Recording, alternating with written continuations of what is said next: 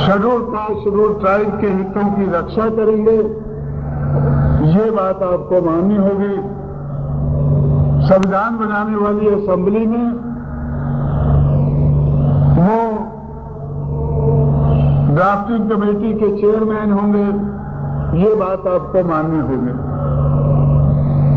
तो इसलिए साथियों, भंडारा के साथियों से मैं कहना चाहता हूं कि बाबा साहब अम्बेडकर को आपने हराया है, इससे आपको ज्यादा दुखी नहीं होना चाहिए। वो समय हारने का था, उसमें सिर्फ भंडारा का कसूर नहीं था। देश में किसी जगह से भी वो खड़े हो जाते, उसी जगह से ही उनका वो हारने का समय था। लेकिन चंडालों ने, जिसमें हरिचंद गुरुचंद पैदा हुए, हरिचंद गुरुचंद ठाकुर पैदा हुए, उन्होंने बाबा साहब अम्बेडकर के पैदा होने से पहले संघर्ष किया, चंडालों को त्याग किया, ब्राह्मणवादी समाज व्यवस्था का मुकाबला करके परिवर्तन की लहर चलाई। उन चंडालों ने हमारे लिए एक रास्ता दिखाया और आज भी वो चंडाल बंगाल में बहुजन समाज पार्टी का बीड़ा उठाकर आगे बढ़ रहे हैं। तो इसलिए साथियों, इसमें कसूर भंडारा का नहीं है, किसी और जगह का नहीं है। बाबा साहब अम्बेडकर ने कहा कि शिक्षित बनो, संगठित हो जाओ और संघर्ष करो। उन्होंने कहा हमें तैयार किया, लेकिन हम उस मौके पर इतने तैयार नहीं हुए थे कि हमारा समाज अपने बलबूते पर बाबा साहब अम्बेडकर को चुनकर भेज सकता। हमारे पास वोटों की कमी नहीं थी, लेकिन हमारा वोट हम अपने आप को डालने लायक नहीं बन पाए थे। हमारा वोट अपने आप को डालने लायक नहीं बन पाए थे। हम ब्राह्मणवादी समाज के शिकंजे में जकड़े हुए थे। इसलिए बाबा साहब अम्बेडकर को ये दिन देखने पड़े। 26 जनवरी 1950 के बाद जिस दिन संविधान लागू हुआ, उस दिन के बाद अगर आप देखें तो 6 साल तक बाबा साहब अम्बेडकर जिंदा रहे, बड़ी मजबूरी की हालत में जिंदा रहे, घुट घुट कर जिंदा रहे। जो वो अपने लोगों के लिए करना चाहते थे, वो करने में असमर्थ रहे। लेकिन उनके संघर्ष के कारण उनके समाज के लोग बड़े पैमाने पर तैयार हुए। संघर्ष 1848 में महात्मा फुले ने शुरू किया। जो संघर्ष 1848 में बहुजन समाज की मजबूरी को समझकर, उनको बताकर उन्होंने शुरू किया, 1892 के बाद 1922 तक शाहू महाराज ने उसको आगे बढ़ाया और 1956 तक बाबा साहब अम्बेडकर ने उस संघर्ष के कारण दिल दिमाग लगाकर एक विचार के आधार पर सोचकर विचार करके जो उन्होंने संघर्ष किया, उसके कारण बहुजन समाज के लोग बड़े पैमाने पर तैयार हुए। खासकर पढ़ाई लिखाई के मामले में,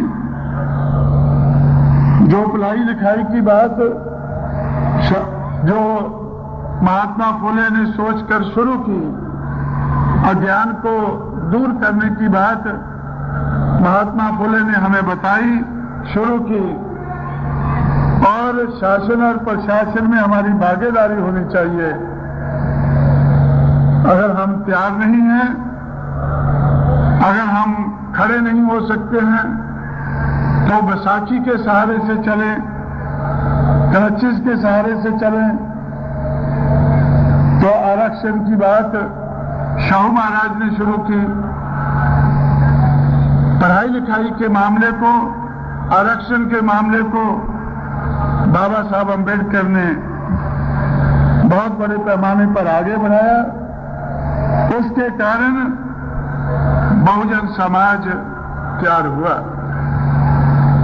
यह दुख की बात है कि बहुजन समाज का बड़ा अंग, जिसको आज हम ओबीसी कहते हैं, अदर बैकवर्ड कास्ट कहते हैं, और इस देश की आबादी का आधा है, आधे से ज्यादा हिस्सा है,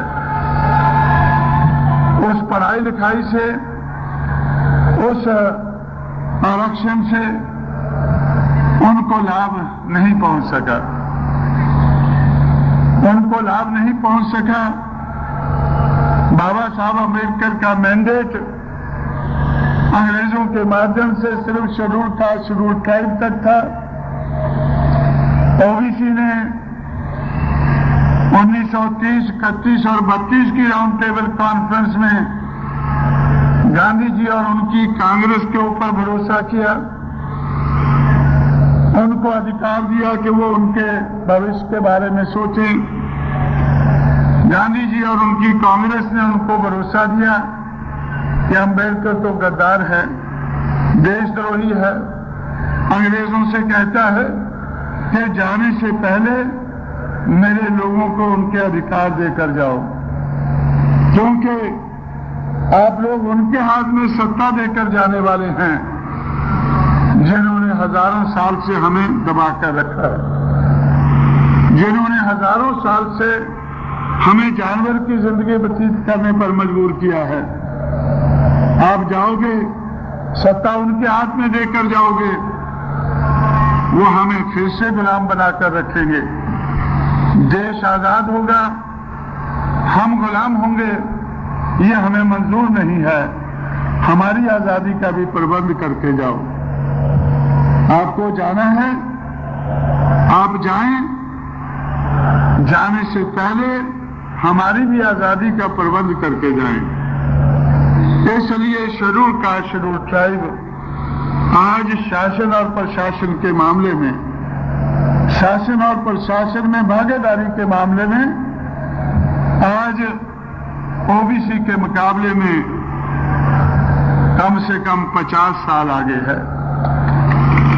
schedule caste, schedule tribe OBC के मामले में कम से कम 50 साल आगे है। आज अगर हम ओबीसी की बात को